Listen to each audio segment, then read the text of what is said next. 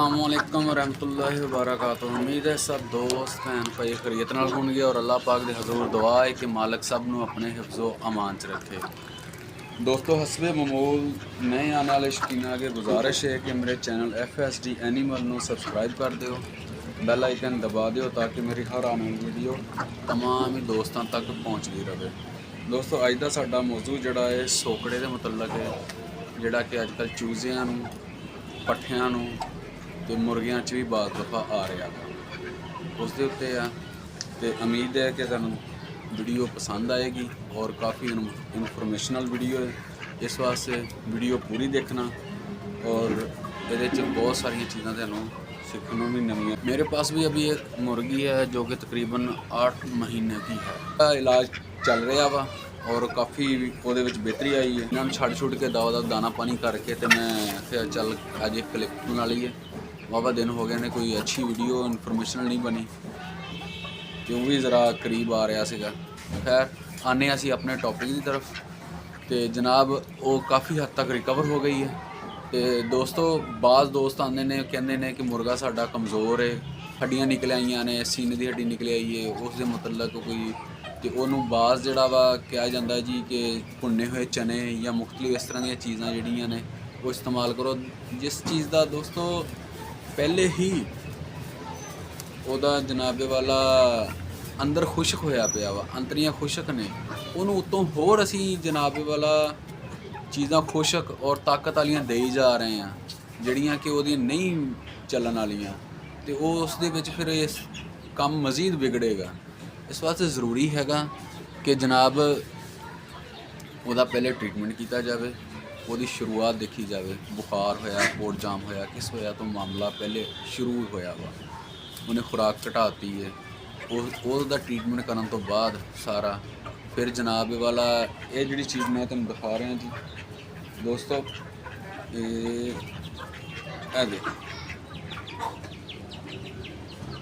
ये पनीर है, सही हो गया जी। ये तेनों बहुत पुराने उस्तादां दे कोल चीज़ां मिलणगियां, तेनों मैडिकल के मतलब शादो नादरी कोई चीज़ां मिलणगियां, जिस तरह कि हैपा मर्ज हो गया, हैप्पी पर्ल हो गया, फ्लैजर हो गया। इस तो इलावा तेनों कुछ नहीं मिलेगा। ज़्यादातर उन्होंने अपने ही देसी फार्मूले और तरीक़ाकार होंदा वा और उन्होंने मुताबिक ही वो इलाज करते। जिगर कम छड़ जाए, हैपा मर्ज भी उत्थे कम कर जांदा वा, चैंटीफर वो भी कम कर जांदा वा।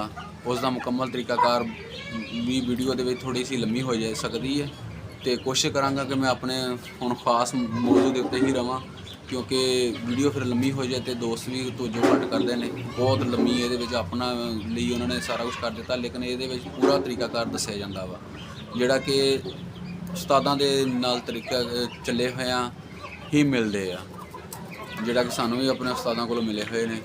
जनाबे वाला यह जी चीज़ आ, जिस चूज़े की हड्डी निकल आई हो आप पूछेंगे खालिद भाई अब करना क्या है। ताकत वाली चीज़ों से बिल्कुल नहीं देनी। कोई भी चीज़ां इस तरह भुने हुए चने या मुख्तलिफ चीज़ां ने उन्होंने गोलियां बना के बिल्कुल नहीं देनियां। कोई भी गोली इस तरह की नहीं देनी। ये चीज़ां तुहानूं जनाब मज़ीद खराबी वाल लै जाणगियां। तो हुण आने जी अपने इस चीज़ के मतलब ये पनीर है जी, ये दही का पनीर है और इसनूं जनाब बरीक कपड़ा लिया, ਉਹਦੇ ਵਿੱਚ ਇਹਨੂੰ ਪਾ ਕੇ ਤੇ मैं टंग दिता पिछे ऐसे केज के अंदर ही खुडे ਦੇ ਵਿੱਚ मैं ਇਹਨੂੰ ਉੱਚੀ जगह पर टंगता और 24 घंटे तकरीबन ਇਹਨੂੰ रहन दिता बिल्कुल। उस तो बाद पानी ਇਹਦਾ बिल्कुल ख़त्म हो गया और खुश्की वाल आ गया, ठीक हो गया। ਇਹਨੂੰ धुप ते बिल्कुल नहीं टंगना। फिर रिपीट करते हैं, ਇਹਨੂੰ धुप ते नहीं रखना, बिल्कुल छां वाली जगह पर रखना। आप गोलियां बना लैनियां, ਇਹਦਾ कोई 8 दिन ट्रीटमेंट चलना वा, ਇਹਦੀਆਂ गोलियां बना लैनियां, 3 तो 4 गोलियां सुबह और नाल हल्की गुज़ा देनी है। ठोस गज़ा बिल्कुल नहीं देनी, जिहड़ी कि पहले ही ਉਹਦੇ अंदर खुश्की है, अंदरियां खुश्क हुई ने तो वो चीज़ां उन्होंने नुकसान पहुँचाणगियां। रोटी नरम कर लो, दुध च पी लो, नाल हल्का जिहा गुड़ का इस्तेमाल कर लो, जिहड़ियां कि चीज़ां ਉਹਦੇ अंदर नूं नरम करन, चिकनाई देण ਉਹਦੇ अंदर और वो चीज़ां बेहतर हो जाती। और अगर तुसी नाल जनाब मैडिसन इस्तेमाल करनी चाहते जे, क्योंकि नुस्खे है फ्री दे, नो कास्ट, बिल्कुल खर्चा नहीं आता। घर दे विच दही मौजूद हुंदा वा, ਇੱਕ ਕੋਲੀ ਜਾਂ ਪਾਈਆ ਲੈ ਲਓ ਦਹੀਂ, ਪਾਈਆ ਲੈ ਕੇ ਟੰਗ ਦਿਓ, ਪਾਈਆ ਦਹੀਂ ਤੁਹਾਡਾ ਕਾਫੀ ਦਿਨ ਚੱਲ ਜਾਣਾ।